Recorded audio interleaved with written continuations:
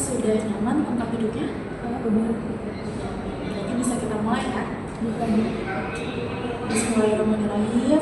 Assalamualaikum warahmatullahi wabarakatuh. Waalaikumsalam warahmatullahi wabarakatuh. Selamat datang BRK di ruang kelas ini kedua pada hari ini. Terima kasih sudah meluangkan waktu untuk mengikuti kegiatan konseling. Tadi gimana di perjalanan BRK aja? Alhamdulillah lancar, cuma hujan aja. Hujan ya, tapi nggak kena basah. Enggak sih, cuma gerimis aja. Oke, alhamdulillah kalau gitu ya. Terus sudah sarapan belum? Udah. Udah. Oke. Sebelumnya juga saya ingin perkenalkan diri terlebih dahulu.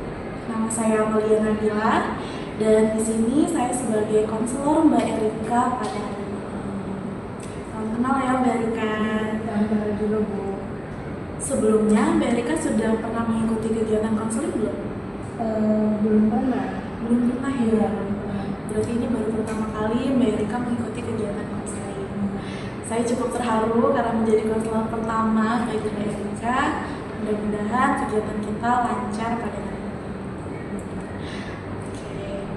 Karena Mbak Erika baru pertama kali ini mengikuti kegiatan konseling, maka saya izin menjelaskan beberapa hal dulu ya. Jadi, kegiatan konseling ini saya berperan sebagai konselor dan Mbak Erika sebagai konseling atau klien. Dan konseling ini sama saja seperti curhat gitu ya, dimana saya sebagai pendengar dan Mbak Erika juga boleh nanti menceritakan apa yang ingin diceritakan. Dan Mbak Erika nggak perlu khawatir ceritanya bakal disebarluaskan atau diketahui pihak luar gitu ya, karena saya sudah menjaga asas kerahasiaan. Dan sebagai konselor pun kita sudah disumpah, ada janjinya untuk menjaga cerita-cerita klien. Dan harapan saya nih, Mbak Erika bisa terbuka, nyaman dengan saya, menceritakan apapun yang mungkin Mbak Erika pendam selama ini. Lalu saya juga harap Mbak Erika bersukarela datang pada hari ini. Kira-kira Mbak Erika bersukarela nggak pada hari ini? Bersukarela. Bersukarela ya.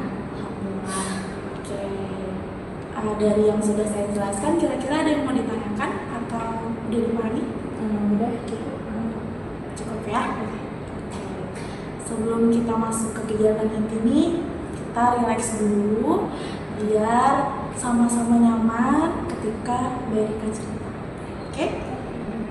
Oke, boleh tarik nafas.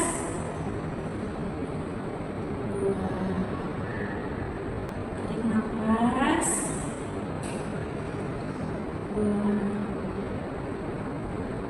Tarik nafas lagi.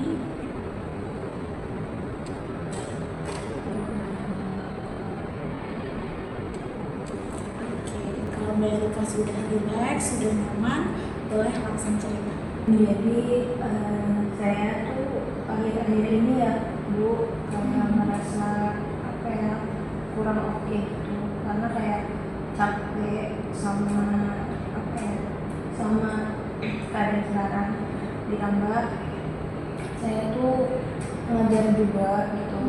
Nah terus saya kan ngajar privat ya Bu.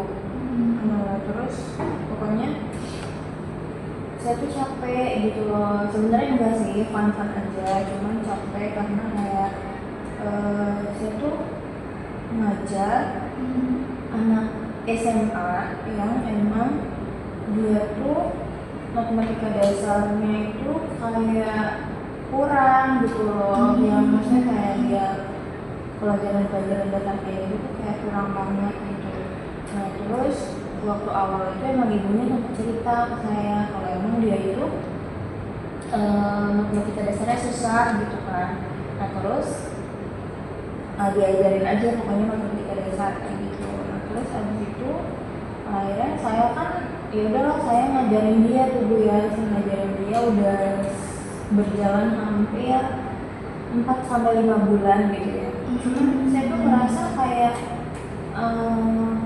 apa kayak ngajar saya tuh kurang efektif atau ada yang salah gitu ya, karena ternyata waktu saya evaluasi lagi anaknya tuh banyak yang nggak masuk gitu loh materinya. Kayak misalnya saya ulas lagi ternyata dia lupa, saya ulas lagi ternyata dia ini kayak saya tuh bingung gitu loh, kayak kenapa ya anak ini tuh kayak gini gitu loh, apa yang salah gitu loh. Padahal dia tuh udah anak SMA tapi pelajaran-pelajaran waktu SMP-nya tuh nggak dia paham gitu loh. Makanya kayak waktu kemarin kan habis UAS ya Bu, anak-anak SMA tuh kan habis UAS, atau saya tanya gimana katanya, ternyata dia katanya kena remedial tapi dia nggak jujur kalau saya dapat nilai berapa itu dia nggak jujur gitu. Terus habis itu terus kayak aku tuh kayak apa ya, kayak bingung sendiri, terus juga kayak apa gitu, apa yang harus aku lakuin lagi gitu loh. Soalnya kayak aku ngerasa kayak 5 bulan itu nggak ada artinya gitu loh. Kayak maksudnya kayak aku tuh nggak mau anak yang aku ajarin itu nggak dapat apa-apa gitu loh dari aku gitu loh. Maksudnya kayak nggak ada perkembangannya sama sekali kayak gitu. Aku tuh nggak mau kayak gitu gitu. Kayak aku tuh pengen kayak dia tuh bisa walaupun emang pelan gitu ya, walaupun emang lama prosesnya dia tuh bisa. Cuma kayak sejauh ini waktu aku evaluasi ternyata kayak dia matematikanya aneh kayak gitu. Terus ya pokoknya waktu dievaluasi lagi ternyata dia tuh kayak banyak lupanya gitu. Aku juga bingung kenapa dia kayak gitu. Itu sih Bu. Jadi yang Mbak rasakan saat ini Ya. bingung gitu ya, karena sudah melakukan yang terbaik pada murid gitu ya, tapi hasilnya kurang memuaskan. Dan kalau boleh tahu nih, apa upaya Mbak gitu ya sebelum mengajar anak murid yang Mbak tes?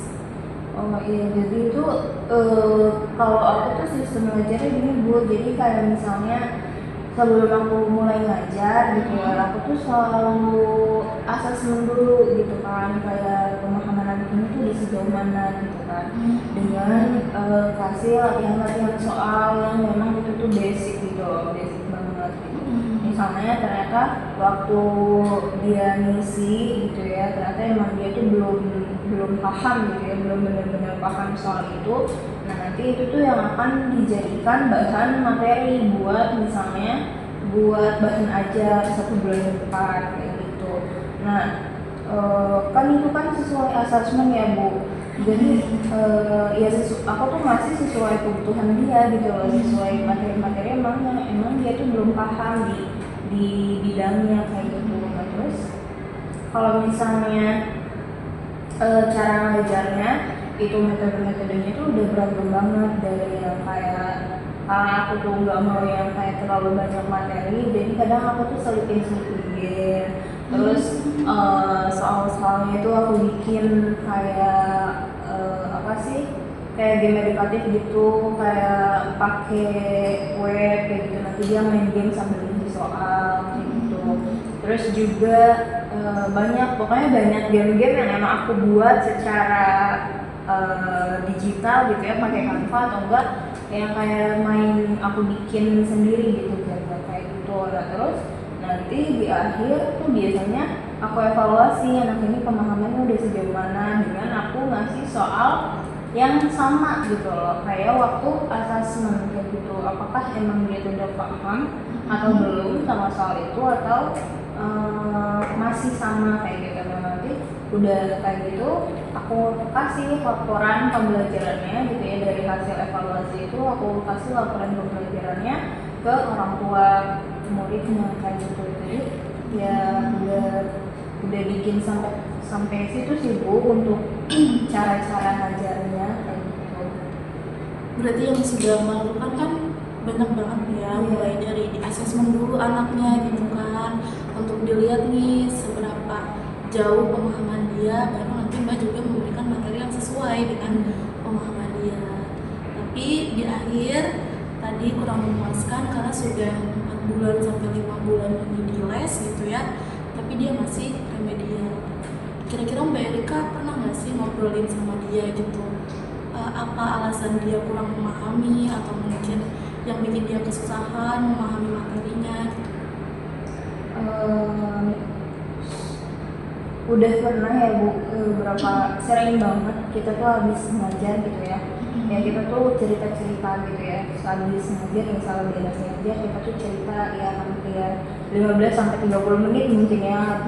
Nah terus aku tuh kadang suka nanya-nanya gitu ya, kayak dia tuh dulu di SMP-nya gimana gitu kan, terus guru-guru di SMP-nya kayak gimana gitu. Nah, terus abis itu dia tuh jawabnya kalau emang dia itu guru-gurunya kayak gitu gitu loh, kayak gitu tuh maksudnya kayak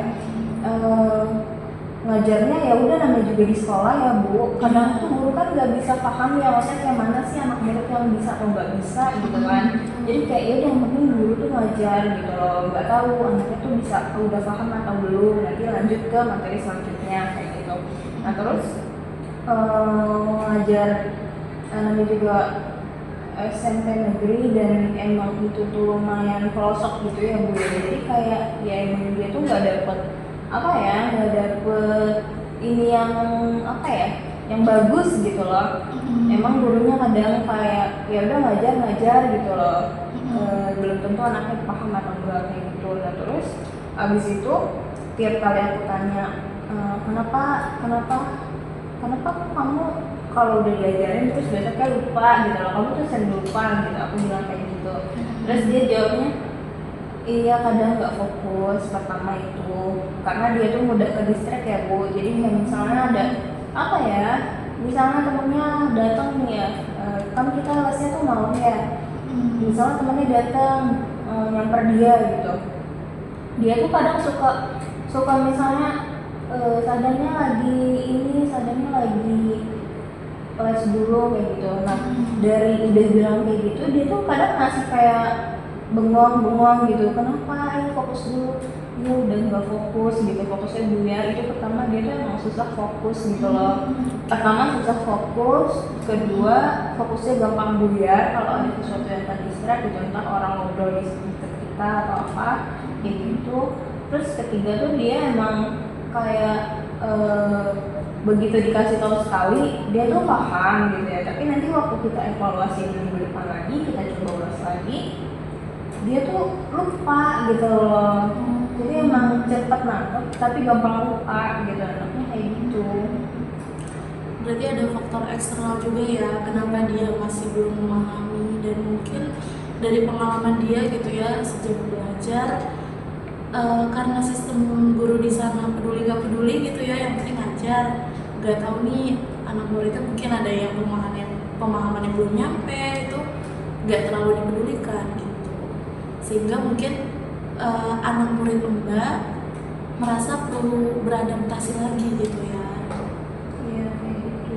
Soalnya juga ya Bu, kalau tanya gitu ya, dia tuh belajarnya kapan gitu, terus dia bilang belajar waktu les doang gitu loh gitu. Terus kayak sama mama gitu ya, sama mama sama ini gak diinin lagi, enggak waktu les doang belajarnya kayak gitu. Pun buka buku yang enggak, maksudnya dia juga kayak nggak paham gitu kan, karena nggak ada tutornya atau nggak ada pengajarnya, dan ibunya juga bingung gitu. Jadi ya udah berakhir dengan kayak gitu loh, padahal dia udah SMA yang mana materi matematikanya udah susah gitu ya, udah jauh, tapi dia pemahaman basic dasarnya itu belum bisa gitu. Makanya kayak aku tuh bingung gitu loh, kenapa dia tuh udah sampai sejauh ini tapi tuh masih lupa terus gitu loh kayak gitu. Makanya kayak ada apa yang salah gitu sama metode belajar aku kah atau apa gitu loh, aku tuh masih bingung gitu.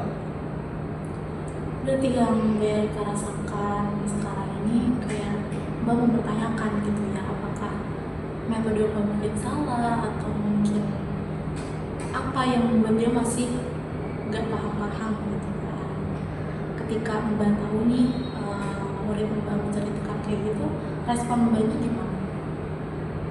Aku sih kayak gimana ya, kayak bingung juga gitu ya, karena ya aku tuh paham itu tuh gak bisa aku selesain karena bukan itu kan faktor eksternal yang emang gak bisa aku beresin gitu ya Bu ya.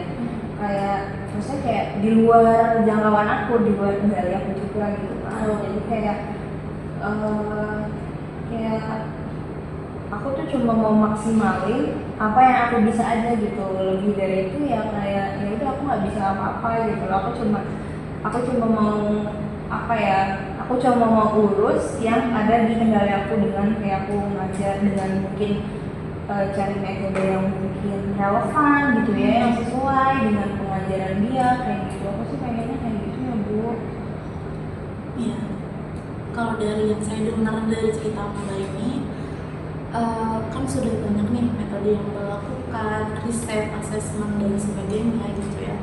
Jadi seperti yang Mbak bilang, apa yang murid Mbak rasakan saat ini, kenapa dia belum paham, itu di luar kendali Mbak. Jadi mungkin bukan karena metode ngajarnya, mungkin bukan karena penjelasan Mbak ke dia kurang dipahami gitu ya, tapi memang daya tangkap dia, juga kebiasaan dia itu masih terbawa dengan gaya belajar di sekolah sebelum-sebelumnya itu gitu. Jadi saya harap gitu ya Mbak Erika nggak perlu menyalahkan diri sendiri, karena dari yang saya dengar gitu ya, memang metode Mbak juga sudah tepat, sudah melakukan asesmen, sudah melakukan yang terbaik, dan kalau misalnya hasilnya nggak sesuai, nggak apa-apa. Itu adalah proses dari belajar, baik murid Mbak sebagai pelajar maupun Mbak sebagai guru SPK. Iya ya Bu, jadi kayak ternyata emang itu tuh di luar dari kendali diri kita gitu. Kita tuh nggak bisa, maksudnya nggak bisa menjangkau hal itu gitu loh. Kayak mau diusahain segimanapun juga ya, kalau misalnya emang habit di rumahnya kayak gitu ya, kita bisa apa gitu loh ya Bu. Ini kan kitanya sudah melakukan yang terbaik gitu. Terus Mbak Erika tadi juga cerita kuliah sambil ngajar gitu ya, les privat. Nah itu hanya satu murid atau beberapa murid? Aku ngajar anak murid itu ada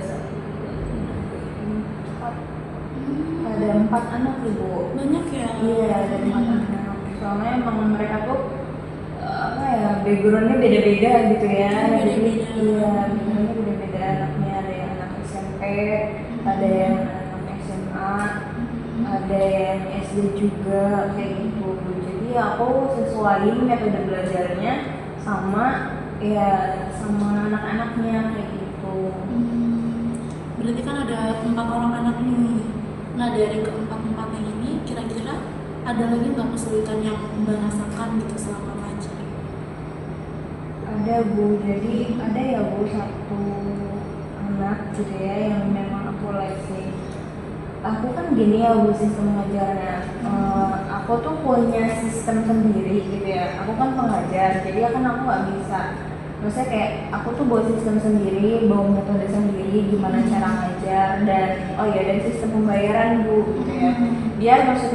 Biar aku dan ibu yang ngelasin itu kan enak gitu ya. Jadi aku tuh bawa itu sendiri. Nah ada ya Bu salah satu problem gitu ya, dimana satu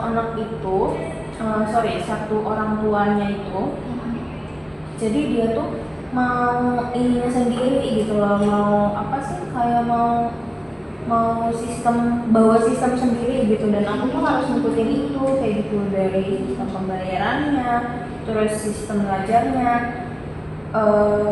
Biasanya aku tuh kalau misalnya mau ngajar itu kayak trial dulu Bu, kayak pertama tuh kayak ngobrol-ngobrol dulu anaknya tuh pemahamannya udah sampai mana. Nah itu tuh aku ngobrolnya sama ibunya ya, bukan jadi sebelum asesmen itu tuh aku ngobrol dulu sama ibunya gitu kan, kayak ngobrolin misalnya tentang pembayaran, terus ngobrolin lagi anaknya udah belajar materi apa, terus anaknya kelas berapa, terus di sekolahnya kayak gimana, terus pokoknya semua aku tanyain mereka belajar pakai buku apa kayak gitu, buku-buku di sekolahnya kayak gimana kayak gitu. Nah itu tuh buat aku nyusun materi asesmen kayak gitu kan Bu. Nah aku ngobrol banyak dulu sama ibunya, tapi waktu itu karena kita tuh gak ketemu secara langsung, baik call bukan, baik aku nelfon, ibunya tuh gak ngomong banyak gitu soal materinya gitu. Waktu aku tanya pakai buku ini gitu kan, terus materinya ini, dan udah sampai situ aja gitu. Jadi kita tuh gak bisa ngobrol banyak gitu kan. Ya udah akhirnya dia udah ngasih materinya. Nah materinya itu bukan materi yang secara keseluruhan, dia cuma bilang materinya ini kak gitu, matriks sama ini, dan udah cukup itu doang. Terus waktu aku search juga bukunya, dia tuh bukan buku yang bisa kita akses gitu loh, bukunya bisa diakses kayak gitu. Ya udah akhirnya kayak ya udahlah aku datang aja dulu ke sana sambil aku bawa materi gitu kan, dia bisa aku ajarin.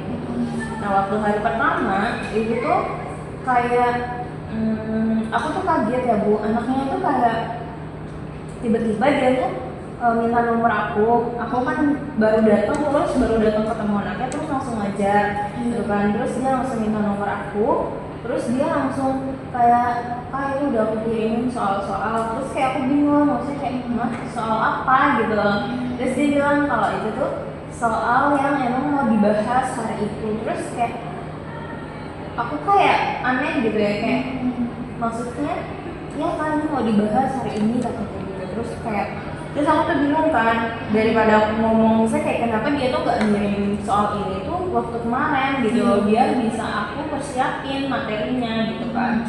Dia baru ngirim di hari itu dan mau dibahas hari itu juga gitu kan gak bisa langsung ketemu jawabannya kan, harus kita ini dulu gitu kan. Terus udah kayak gitu, udah tuh kan aku jelasin, terus pokoknya udah beres ngajar, barulah aku ngobrol sama orang tuanya gitu. Nah waktu ngobrol sama orang tuanya, aku tuh bilang kalau aku tuh gak bisa lama karena habis ngajar itu aku tuh mau ngajar lagi gitu kan, tapi ibunya tuh maksa kayak bentar aja kok ini bentar gitu kan. Terus aku bilang iya aku bisa bentar tapi gak bisa lama gitu loh, maksudnya kayak aku tuh disini udah ngajar lagi tapi ibunya maksa gitu. Udah akhirnya kita ngobrol tuh ya, ngobrol. Nah itu tuh nggak sampai kita deal-dealan harga karena ibunya tuh mau, yang aku bilang dia tuh bawa sistem sendiri gitu loh.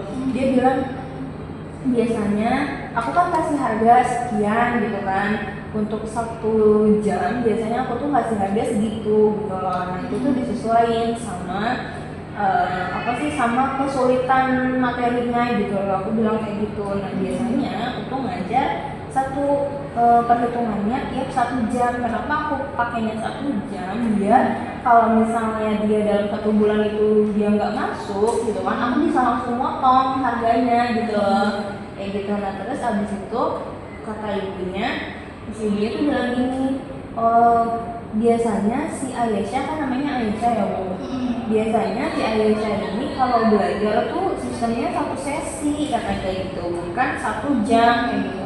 Terus aku nanya doang, emang satu sesi itu gimana gitu kan.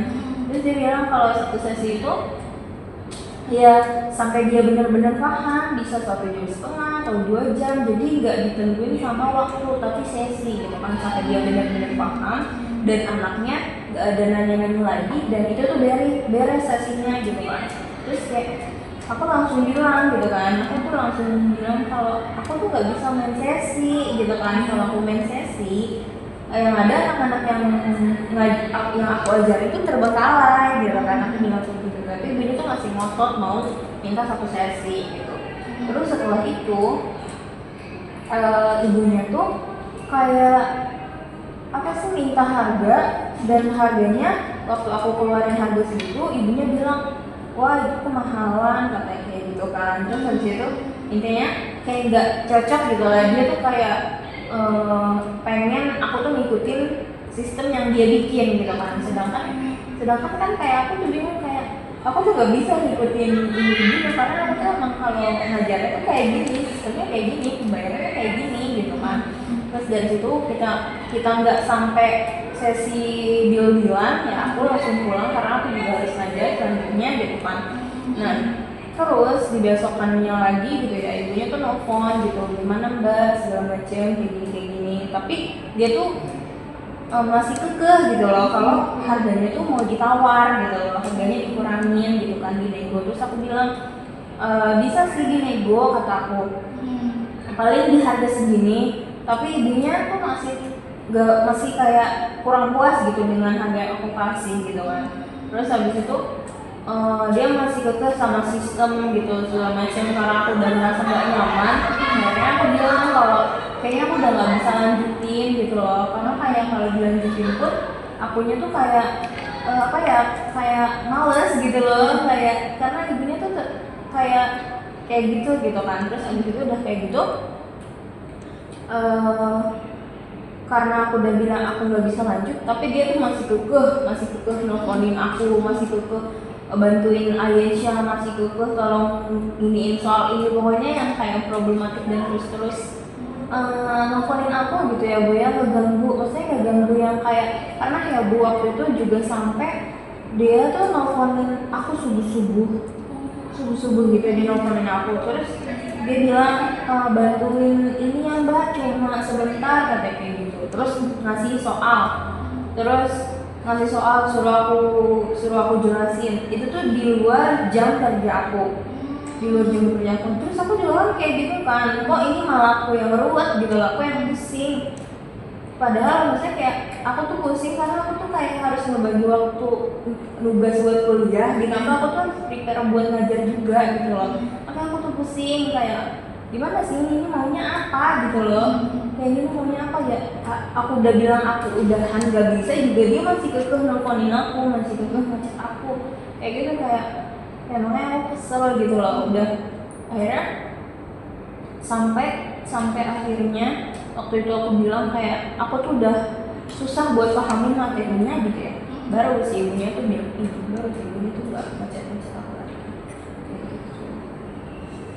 Masih merasa capek banget ya, karena kita juga ngajar udah capek, kuliah juga udah capek gitu ya, ditambah klien yang belakangan ini orang tuanya sangat-sangat riuh sekali gitu ya, bikin gak nyaman dan merasa tenaga Mbak juga sia-sia karena apa yang sudah dipersiapkan tidak dipakai gitu ya. Iya kayak gitu, karena ya aku tuh udah nyiapin materi sebelum datang gitu loh, ternyata emang nggak dipakai gitu loh sama dianya malah mau bawa sistem sendiri, kayak dia belajar pakai materi dia ini ya, maksudnya kayak aduh buat apa aku nyiapin gitu ya, aduh buat apa aku nyiapin materi sampai saya kayak, karena apa ya Bu, kayak aku tuh nyiapin materi kan kayak aku tuh harus belajar lagi gitu ya, aku tuh harus ngulas lagi materi SMP SMA matematika gitu loh, yang kadang emang kita tuh kadang lupa gitu loh, kadang kan kayak misalnya kayak harus kita bener-bener belajar lagi gitu buat sampai akhirnya kita bisa bikin soalnya kayak gitu Bu, maksudnya kayak kita kan ngajarin juga ya sampai kita bener-bener bisa paham gitu loh, sampai materinya baru bisa kita ajarin kayak gitu kan, tapi ya ternyata maksudnya kayak apa ya, hal yang udah aku lakuin gitu ya, nyampe sana malah gak diapain gitu loh, kayak ini Kak ngajarin yang kayak di materi yang ini terus kayak terus buat apa gitu, aku nyiapin kayak gitu, makanya kayak ya udah dari situ udah aku bilang aku berhenti dan aku nggak bisa lanjut dengan alasan aku sibuk kuliah, aku bilang kayak gitu. Terus Si sedihnya ketika usaha kita nggak dihargai dan bikin sistem-sistem baru yang bikin kita gak nyaman gitu. Bagus banget Mbak Erika sudah membatasi diri untuk langsung berhenti karena tahu gitu ya Mbak tidak ada di kapasitas untuk melayani klien tersebut gitu. Terus gimana keseharian Mbak nih kuliah sambil ngajar gitu? Pasti banyak yang bikin capek. Iya, karena aku juga kuliah sambil ngajar ya Bu, jadi kayak apa ya, sebetulnya kalau misalnya hari-hari biasa gitu ya nggak ada UTS atau UAS itu tuh masih bisa aku handle gitu ya, cuman kalau tugas-tugas kuliah tuh kayak udah membludak banget dan deadline mepet-mepet, kadang aku tuh kayak stres sendiri gitu loh, udah tuh kadang aku kalau stres sendiri tuh ya udah gitu loh, kayak apa ya, kayak bengong aja tuh, kayak apa yang mau, maksudnya kayak apa dulu yang harus aku kerjain, karena kayak semua itu udah jadi prioritas gitu loh, kayak mau bikin skala prioritas pun gak bisa karena kayak semuanya tuh harus bener-bener dikerjain dengan deadline yang mepet gitu kan, ditambah ya akunya juga stres gitu loh, maksudnya kayak kadang kan kalau misalnya aku stres tuh kayak apa ya, kayak kadang aku tuh kayak suka ngurung diri gitu ya, ngurung diri yang kayak ya udah gitu. Terus juga kadang kalau misalnya udah stres banget gitu ya, kayak sensi diajak ngobrol tuh kadang kayak apa ya, nadanya tinggi kayak gitu. Terus kayak ya udah akhirnya kayak diem aja gitu loh, diem berhari-hari lama-lama karena kayak bingung nge-handle waktunya, ngebagi waktu kuliah sambil ngajar gitu kan, kayak ya secapek itu gitu loh. Wajar banget Mbak Erika merasa capek, kelelahan, stres gitu ya. Karena memang yang Mbak Erika lalui juga gak mudah, gak gampang untuk orang juga bisa mengatasi semuanya dalam satu waktu gitu. Ketika Mbak Erika merasa kelelahan, kayak tadi ngurung diri gitu, siapa yang biasanya menemani Mbak ketika di posisi tersebut? Aku tuh kalau lagi kayak gitu emang ini sih Bu, namanya kayak apa ya, nggak pengen ditemuin dulu gitu sampai aku bener-bener ngerasa relax gitu loh. Jadi kayak kalau misalnya aku lagi stres kayak gitu, kadang aku ngurung diri sampai berhari-hari gitu ya. Saya kayak paling 2 sampai 3 hari. Kadang emang aku tuh nggak mau ngabarin orang, nggak mau nemuin orang dulu karena kayak akunya lagi emosional gitu loh. Kalau misalnya aku ditemuin malah akunya nggak karuan gitu loh, kayak gitu. Jadi nggak ada sih Bu, sejauh ini pasti nggak ada orang yang kayak bener-bener aku kabarin gitu loh, yang bener-bener dikabarin. Paling aku cuma bilang kalau emang aku lagi nggak oke, udah gitu gitu aja gitu. Maksudnya nggak ada yang kayak bisa aku cerita gitu loh, karena emang aku kan kalau misalnya lagi stres tuh apa ya, nggak bisa yang cerita panjang gitu ya Bu. Jadi kayak aku lebih milih buat ngurung diri gitu loh, kayak gitu. Masih banyak banget yang udah dilaluin ya sampai di titik ini. Ketika Mbak lagi ngurung diri itu, apa yang biasanya Mbak lakuin? Apa hanya pengen menyendiri aja gitu atau ada kegiatan lain? Biasanya kalau aku ngurung diri kayak gitu, aku tuh cuma mau kayak istirahat gitu ya. Dan aku tuh nggak mau mikirin hal-hal yang kayak bikin aku capek dulu gitu ya. Mungkin kayak untuk sehari gitu ya.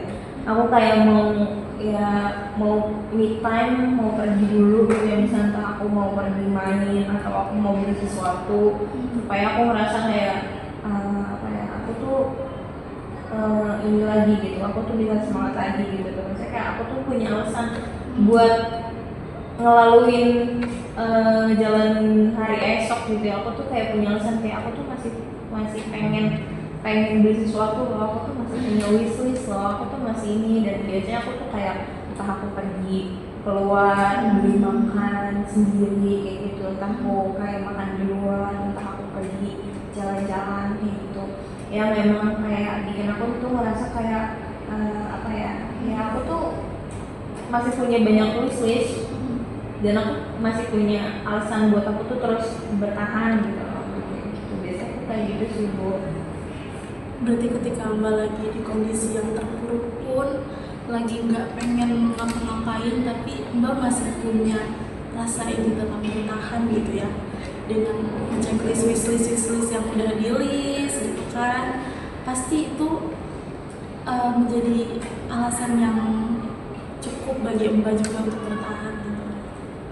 Bagus banget Mbak Erika sudah bertahan sejauh ini.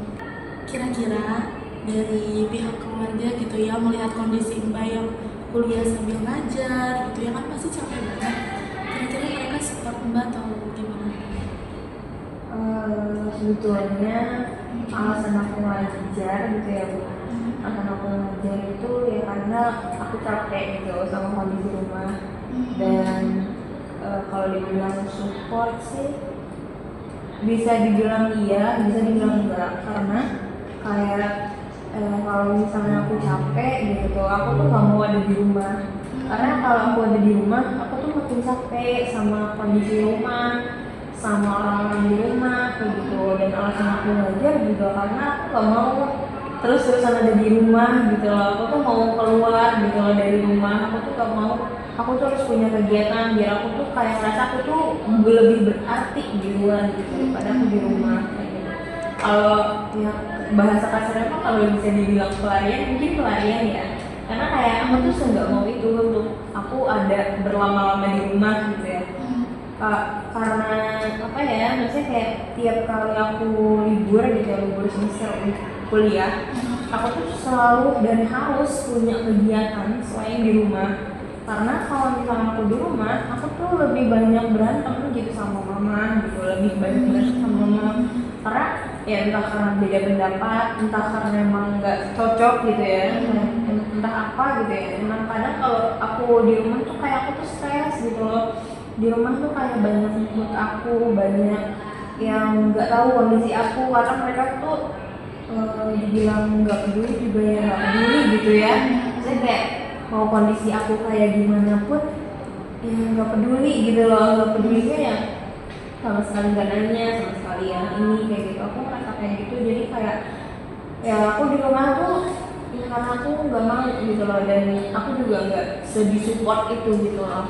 Cuman ya maksudnya kayak untungnya gitu ya, aku tuh masih punya ayah yang kadang masih care gitu ya. Emang kadang ayah itu kan maksudnya nggak support secara ini ya bu, kayak ngomong atau kayak nyemangatin gitu, tapi dia tuh kayak bener-bener misalnya aku butuh sesuatu, aku ada hal yang emang aku butuhin gitu, pasti dia tuh selalu usahain kayak gitu. Kayak misalnya entah motor aku rusak gitu kan, entah sesuatu yang memang kayak sedetail itu diperhatiin kayak gitu ya, ditolongin kayak gitu. Itu sih bu. Cuman kalau misalnya bisa disupport itu nggak terlalu. Dari yang sudah Mbak Erika ceritakan, sebelum banget ya, ketika rumah yang harus jadi tempat nyaman, tempat kita bersandar, ketika kita capek, ketika kita butuh support gitu ya, tapi ternyata di rumah tidak begitu membuat Mbak Erika nyaman. Alhamdulillahnya sih tadi ayah Mbak masih bisa gitu ya ngebantu beberapa hal supaya Mbak juga gak merasa sendirian gitu. Bagus banget Mbak Erika sudah bertahan sejauh ini gitu ya. Terus nih kira-kira ketika Mbak Erika merasa gak nyaman di rumah itu, apa yang Mbak Erika lakukan? Kalau aku ngerasa nggak nyaman di rumah ya aku biasanya aku tuh keluar gitu loh. Keluar entah aku kayak main gitu ya sama tante aku, atau main sama temen aku, ya intinya aku harus keluar gitu kalau misalnya aku benar-benar capek di rumah. Karena kayak kondisi di rumah kan kayak gitu, maksudnya kayak dibilang nggak peduli ya emang nggak peduli gitu tuh. Terus daripada aku stres gitu, aku tuh keluar gitu. Keluarnya tuh ya pergi, entah aku ke rumah nenek gitu ya, atau aku ke rumah tante aku, atau aku main sama temen, atau emang aku keluar sendiri cari angin entah kemana, walaupun sebentar itu udah kayak nge-refresh gitu loh, nge-refresh otak aku gitu. Kayak gitu sih. Itu benar banget yang Mbak lakuin supaya gak berdiam diri gitu ya di rumah. Lalu ketika kuliah gitu, Mbak di rumah atau ngekos?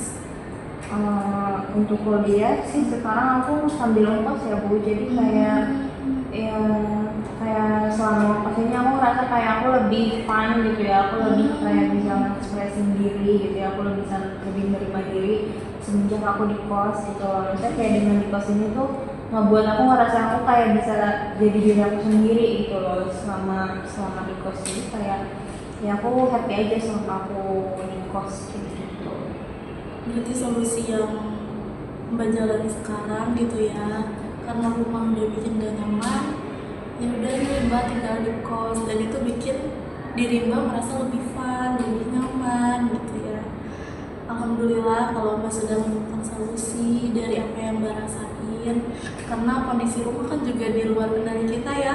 Kita nggak bisa nih untuk ngasih tahu orang tua harus bersikap gimana gitu ya, walaupun kita pasti udah ada usaha gitu ya, tapi tetap itu di luar kemampuan kita. Gak kerasa ya kita udah banyak ngobrol, dan Mbak Erika juga ceritanya Masya Allah, saya terharu sekali dengan perjalanan hidup Mbak yang gak mudah, dan pastinya banyak rintangan yang harus Mbak jalani juga gitu.